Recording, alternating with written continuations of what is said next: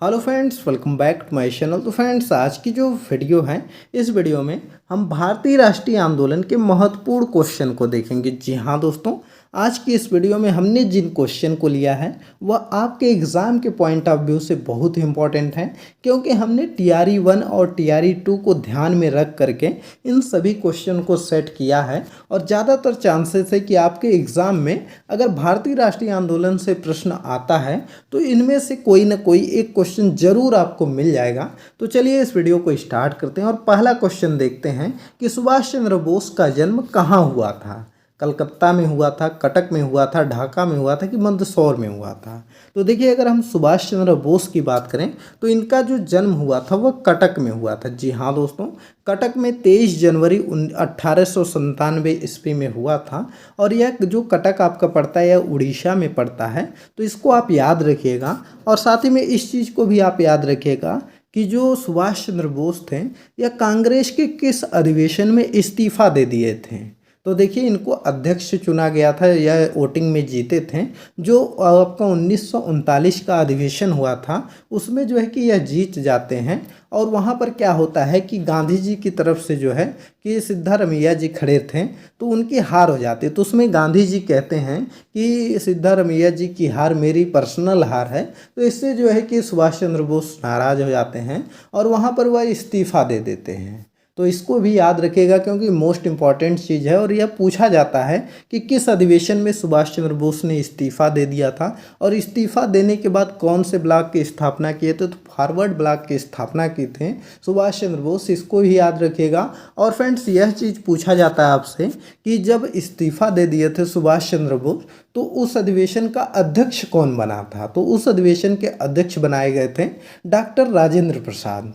तो यहाँ पर फ्रेंड्स इसको याद रखेंगे। और जो 1938 का अधिवेशन हुआ था उसमें जो है कि आपके सुभाष चंद्र बोस अध्यक्ष थे।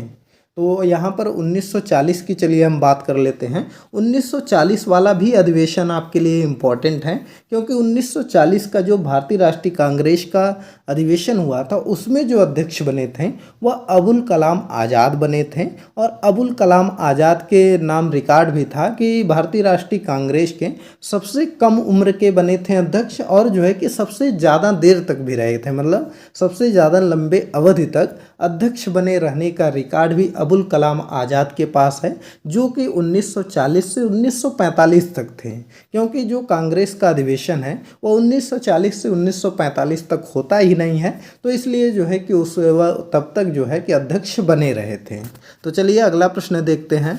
दोस्तों, बहुत से लोग कहते हैं कि आप क्वेश्चन जो है कि वीडियो में बहुत कम रखते हैं। तो देखिए फ्रेंड्स, हम क्वेश्चन भले ही वीडियो में कम रखते हैं लेकिन साथ ही में एक्सप्लेन भी करते चलते हैं, तो जिससे कि अगर एक्सप्लेन को भी ले लिया जाए तो लगभग आपके 100 से 150 क्वेश्चन बन जाते हैं। तो चलिए अगला प्रश्न देखते हैं। अगला प्रश्न आपका है कि सर्वप्रथम किस देश के गुट निरपेक्षता की नीति को अपनाया था। तो गुट निरपेक्षता की नीति को कौन सा देश अपनाया था?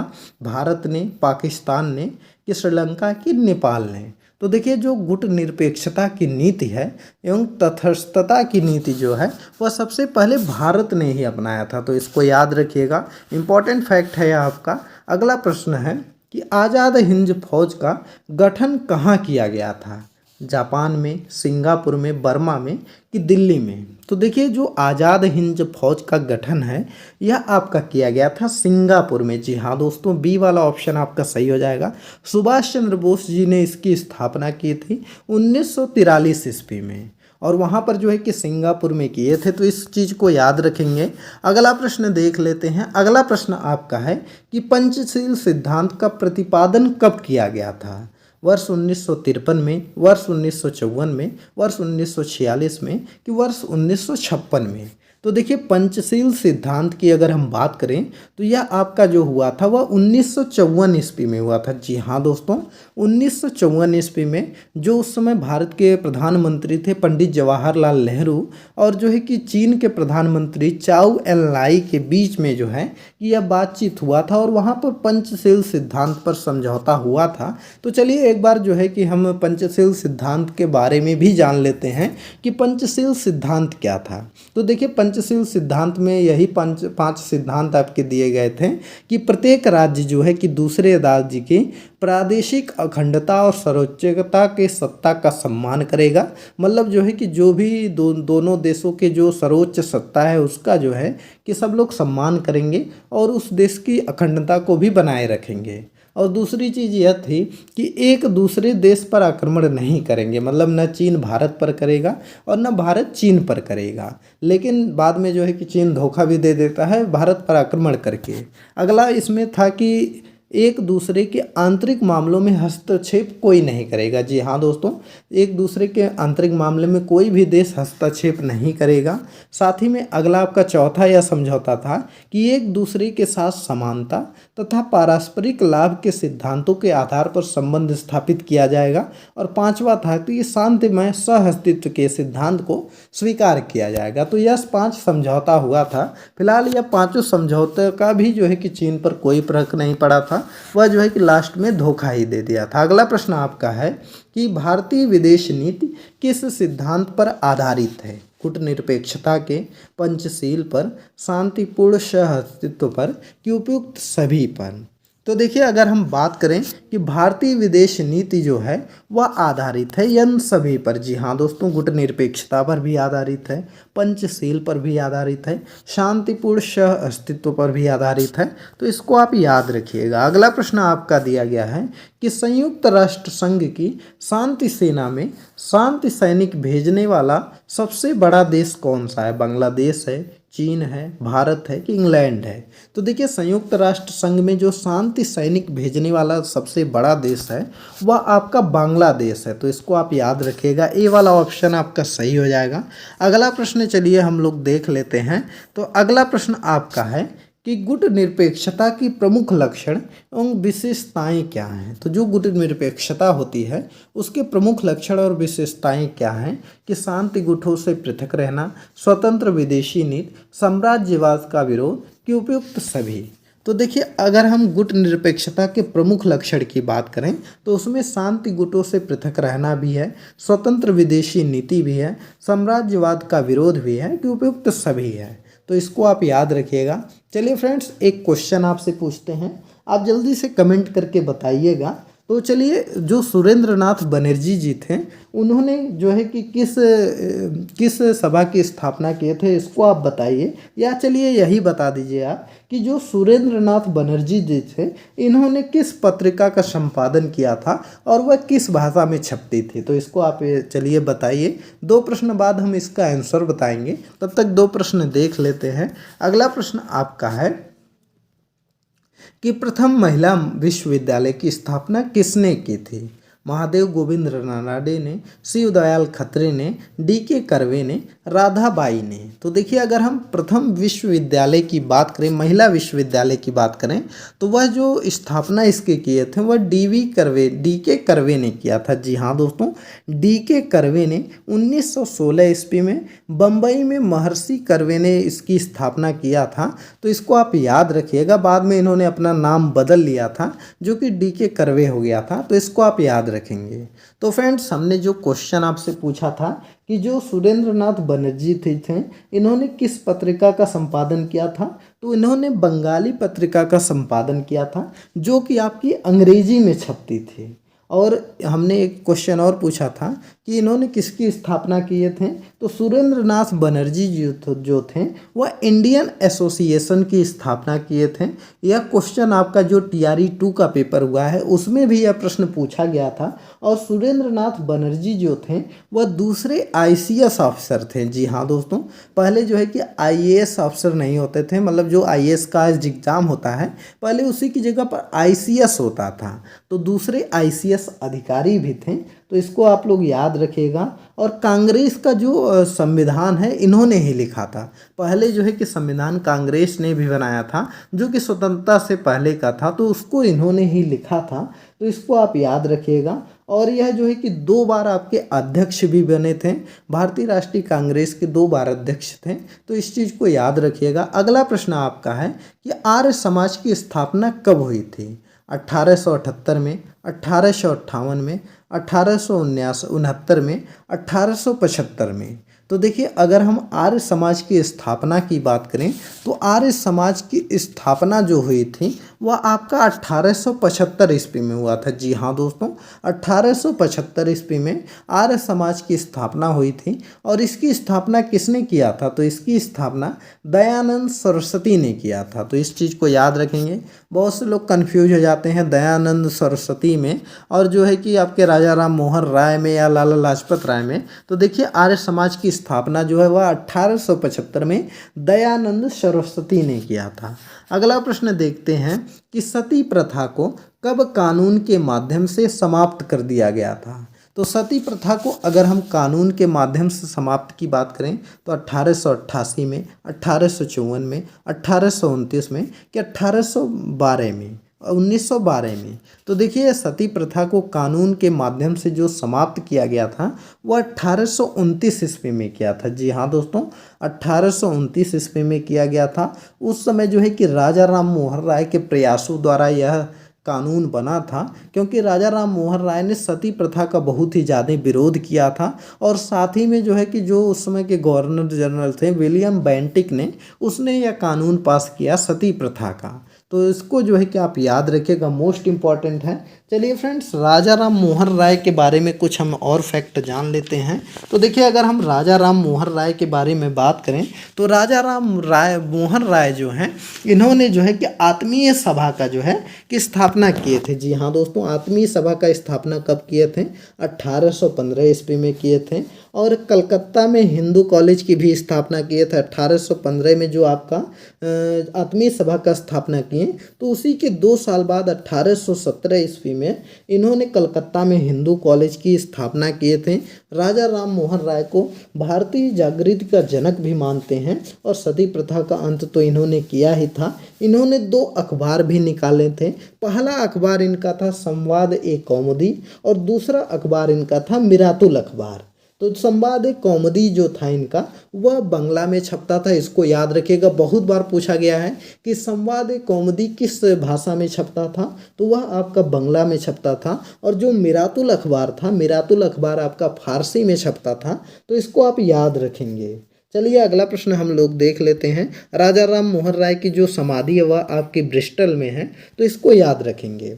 चलिए एक चीज़ भूल गए आपको बताना कि जो राजा राम मोहन राय हैं, इनका जो नाम था पहले वह सिर्फ राम मोहन राय था।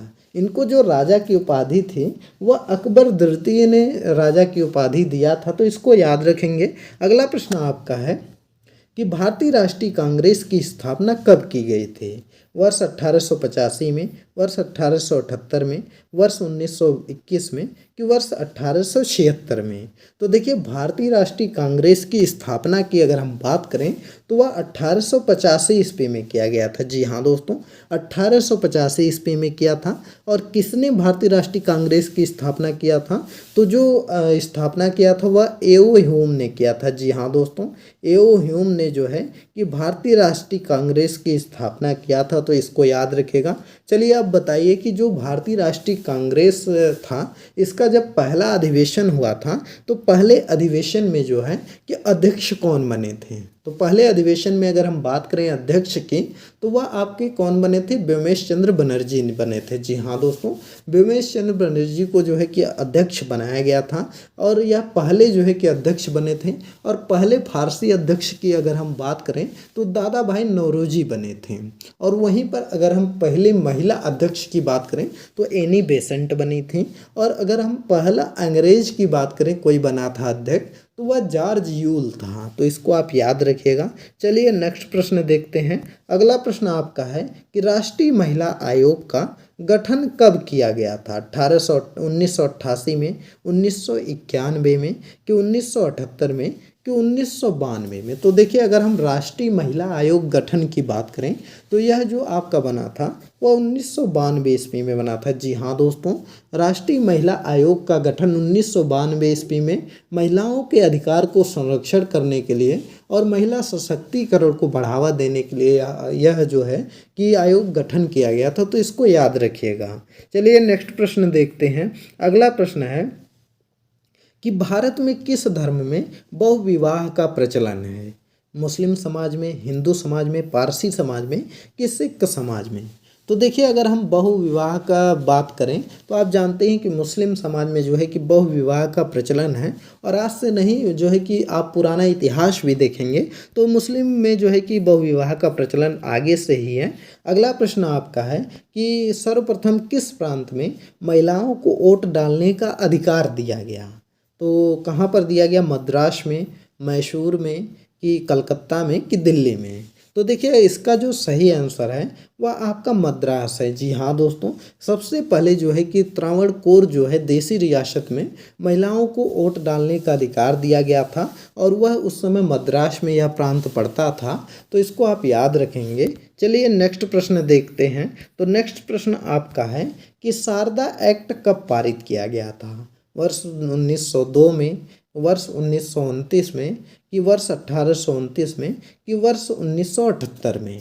तो देखिए, अगर हम शारदा एक्ट की बात करें तो यह जो आपका पारित हुआ था वह हुआ था 1929 ईस्वी में। जी हाँ दोस्तों, बी वाला ऑप्शन आपका सही हो जाएगा। 1929 ईस्वी में जो है कि शारदा एक्ट पारित हुआ था। और शारदा एक्ट में क्या था? शारदा एक्ट में आपका यही था कि पहले जो लड़कियों की न्यूनतम उम्र थी शादी की वह 14 वर्ष थी। तो 14 वर्ष से जो है कि बढ़ा करके, पहले क्या था कि इसमें 1930 में जब लागू हुआ था तो यहाँ पर 1929 में ही लागू हुआ है। तो इसमें जो है कि लड़कियों की उम्र 14 वर्ष कर दी गई थी और लड़कों की उम्र 18 वर्ष कर दी गई थी। पहले जो है कि कोई उम्र निश्चित नहीं थी, जो है कि जब जो चाहता था शादी लोग कर देते थे, छोटी उम्र में ही कर देते थे। लेकिन फिर शारदा एक्ट लाया गया और जो है कि उसमें एज निर्धारित की गई कि लड़कियों की उम्र 14 साल होनी चाहिए और लड़कों की उम्र 18 साल होनी चाहिए। उसके बाद ही जो है कि शादी कर सकते हैं। तो फ्रेंड्स, यह थे आज के इम्पोर्टेंट क्वेश्चन। चलिए हम कुछ और इम्पोर्टेंट फैक्ट जान लेते हैं। तो चलिए सबसे पहले हम जान लेते हैं गांधी जी के बारे में। गांधी जी के कुछ इम्पोर्टेंट फैक्ट जान लेते हैं क्योंकि बहुत चीज़ें पूछी जाती हैं।